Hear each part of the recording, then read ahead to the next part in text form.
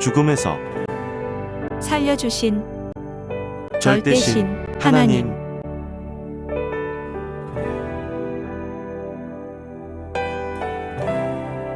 죽음에서 살려주신 하나님, 성령님, 성자와 예수님께 감사드립니다.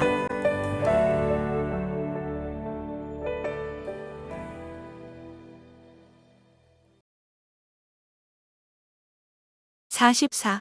44번째 사연. 기차에서 전도 못해 낙심하고 뛰어내리려 한 이야기. 나도 성장하기 전에는 미약하여 전도하기 어려웠다. 젊은 시절부터 나는 누가 전도해야 된다고 내게 그리 애원하지도 않았는데 밤낮으로 시간만 있으면 사람을 만나는 대로 보는 대로 입을 열어 교회에 나오라고 노방 전도를 하며 다녔다. 이제는 개인 전도, 가정 전도, 청중 전도에 모두 도사가 되었는데 이렇게 된 것은 1년에 수천 번씩 외치며 사람들을 만났기 때문이다. 하지만 지금 생각하면 나도 성장하기 전에는 미약하고 연약했음을 깨닫는다. 처음에는 나도 부끄러워했고 말솜씨가 없었으며 또 전도하러 나가면 어떻게 말해야 할지 몰라 쩔쩔맸던 것이다. 한 번은 내 모교회인 성막교회의 종탑에 매달 종을 사기 위해 경주로 가는 기차를 탔다. 노방 전도를 할 때 병을 고쳐줬더니 감사하다고 돈을 주어서 그 돈을 가지고 가던 중이었다. 내가 탄 기차에는 수학여행 가는 고등학생들을 비롯해 일반인들까지 수백 명이 타고 있었다. 그때 당시는 노방 전도에 불이 붙어 1년이면 수천 명씩 사람을 만나 전도를 할 때였다. 그래서 기차를 탄 김에 많은 사람들 앞에서 복음을 전하려고 마음을 먹고 첫 칸부터 마지막 칸까지 다 전도하겠다고 결심했다. 그런데 수학여행 가는 여고생들로 붐비는 기차 칸에 막상 전도를 하려고 섰더니 부끄럽고 쑥스러워서 도저히 말을 꺼낼 수가 없었다. 그래서 그냥 나온 후 화장실에 들어가 문을 잠그고 기도했다. 저들을 전도할 테니 힘을 주십시오. 하니 기도하면 예수님께서 전도하라고 하지 말라고 하겠느냐. 그러니 그냥 하면 된다. 라는 생각이 들어 담대히 다시 들어가게 되었다. 학교 학생들이 먼 거리를 가니 지루해서 한자리에 앉아 재미로 화투치기 놀이를 하고 있는 모습이 보였다. 막상 전도하려고 들어갔으나 입이 안 떨어졌다. 할 수 없이 그냥 나와 또 기도를 했다. 그리고 또다시 들어갔다. 그러나 세 번째도 입이 안 벌어져 전도를 못했다. 그러기를 몇 번이나 반복하니 사람들의 눈초리가 따가워졌고 어떤 수상한 사람을 보듯 나를 쳐다보았다. 급기야 학생들이 이상한 사람이 왔다 갔다 한다고 자기 선생에게 일렀다. 그러니까 화투치기를 하던 학교 선생들이 나를 불러서 왜 왔다 갔다 합니까? 이상하네요. 했다. 그때 당시 외치기만 하면 다 믿게 만들 말씀이 나에게 있었음에도 불구하고 나는 말을 못하고 화장실에 갔다가 길을 잘못 들었습니다. 라고 대답하고 나와 버렸다. 전도의 기회를 잃고 낙심하여 기차에서 뛰어내리려 했다. 나는 전도할 수 있는 좋은 기회를 잃어버린 것이다. 고로 나 자신을 원망했다. 나에게는 청소년 관리 공인 자격증이 있었기에 그 자리에서 말하면 됐는데 왜 못했을까 생각했다.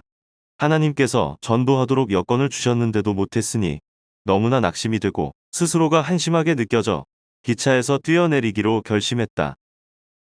나 같은 병신은 죽는 것이 낫다. 내가 꿈만 크지 무엇을 한단 말이냐. 죽어라. 이런 것도 못하면서 어떻게 다른 일을 하겠느냐. 하며 스스로를 책망했다.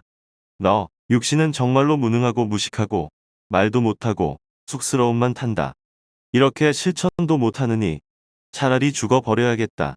하면서 승강 문을 뛰어내리려 했다. 확 뛰어내리려던 그때 누군가가 내 목덜미를 강하게 잡는 것이 느껴지면서 내 몸이 기차 안으로 주저앉았다. 뒹굴었다. 뒤를 돌아보니 아무도 없었다. 이것은 안 죽으려는 육신의 미련한 마음이다. 이 육신아, 빨리 뛰어내려 죽어라. 너는 못한다. 할 수가 없다. 배우지 못했으면 실천력이라도 강해야 하지 않느냐. 나는 너에게 큰 쇼크를 받아서 너와 더 이상 못 살겠다. 빨리 뛰어내려라. 하고 자책하면서 두 번째로 또 뛰어내리려 했다. 그런데 육신은 안 죽으려고 눈물을 흘리며 문 옆에 손잡이를 잡고 놓지 않았다. 그때 나는 누가 나를 붙잡았나? 왜 내가 손을 안 놓을까? 생각했다. 순간 예수님의 모습이 떠오르면서 내가 너를 위해 죽어 주었는데 왜 화를 내며 죽으려고 하느냐? 자기의 분노를 다스려야지 하는 음성이 들려왔다. 내가 죽지 않게 예수님이 잡아주시고 큰 일은 한 번에 하지 못한다고 깨우쳐 주셨다. 내가 전도를 못해 창피해서 죽으려는 순간 나를 잡아주신 분은 다른 사람이 아닌 예수님이셨다. 전도를 한 번에 하려는 것은 무리한 일이지. 그것은 어린아이가 비울 때 혼자 청소해 치우겠다고 하다가 안 되니까 죽어버리는 것과 똑같다. 앞으로도 할 기회가 많다. 그 기질 대단하다. 낙심하지 말고 계속 나를 위해 복음을 전해다오. 라고 말씀하셨다. 그때 예수님이 나타나 내 몸을 잡아주셨기에 살았다. 하나님께서 예수님을 통해 이날 또 나를 살려주신 것이다. 만약 내가 그대로 뛰어내렸으면 달리는 기차 레일 안으로 바람에 의해 빨려 들어가 죽었다. 사람이 자기 분에 못 이겨 인생을 포기할 때가 있다. 자살해 죽는 사람들도 이해가 가는 날이었다. 분을 못 이기면 스스로 멈추지 못하고 죽는구나 하고 깨닫게 되었다. 그때 내가 전도를 못해서 죽으려 했던 것에 대해 예수님은 비유의 계시로 또 깨우쳐 주셨다. 여름철에 바짝 말린 곡식이 밭에 있는데 비가 한 방울씩 떨어지기 시작했다. 급한 마음에 이것을 한꺼번에 짊어지고 일어나려다 안 일어나지니까 비는 뚝뚝 떨어지는데 어떻게 하냐 하고 낙심해 있는 모습이 환상으로 보였다. 비 오기 전에 곡식을 다 나르겠다고 보리짐을 한꺼번에 많이 묶어 이것을 짊어지고 일어나려다 안 된 것이다. 급해도 한 단씩 들어 날라야 된다는 것을 깨우쳐 주신 계시였다. 그날 기차 한 칸에 수학 여행 가는 학생들이 50명씩이나 차 있었다.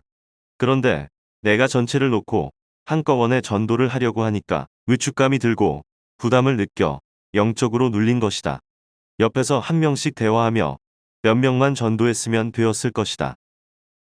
사람이 너무 큰 일을 한 번에 하려면 부담이 돼서 안 되는 것이다. 전도도 마찬가지다. 수십 명을 한 번에 하기보다 능숙해질 때까지는 개인 전도가 부담이 안 되고 위축감이 안 든다. 그렇게 하다가 점점 노방 전도도 하고 청중 전도도 하는 것이다. 그 후로는 점진적으로 조금씩 사람을 더 많이 모아놓고 전도하다가 청중 전도도 하게 되었다. 비록 부끄럽고 민망한 기억이지만 그 사건을 통해 나는 더욱 복음을 전하고 전도하는데 열심을 내게 되었다. 나를 구원하시고 살려주신 하나님과 성령님과 성자와 예수님의 한을 풀어드리기 위해서였다. 경주 불국사에 가보고 하나님의 궁을 지어 드리겠다고 결심했다. 그날 나는 경주에 가서 종을 사고 소포로 붙여 주었다. 그리고 불국사에도 가보았는데 좋은 자연 경관에다 절을 크게 지어 놓은 것을 보고 생각이 깊어져 나는 이보다 더 좋게 사랑하는 하나님의 궁을 꼭 지어드리겠다고 결심했다.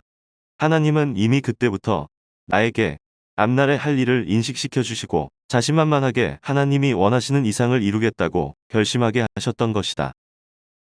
그 후 결국 하나님의 뜻이 있는 최고의 위치, 내가 태어난 땅 월명동에 세계적으로 아름답고 신비하고 웅장한 하나님의 궁, 자연성전을 건축하고 말았다. 경주 불국사에 비할 수 없고 전국의 어느 절에도 비할 수 없다. 그야말로 세계 어디에서도 볼 수 없는 천년가는 최고의 하나님의 궁을 돌로 짓고만 것이다.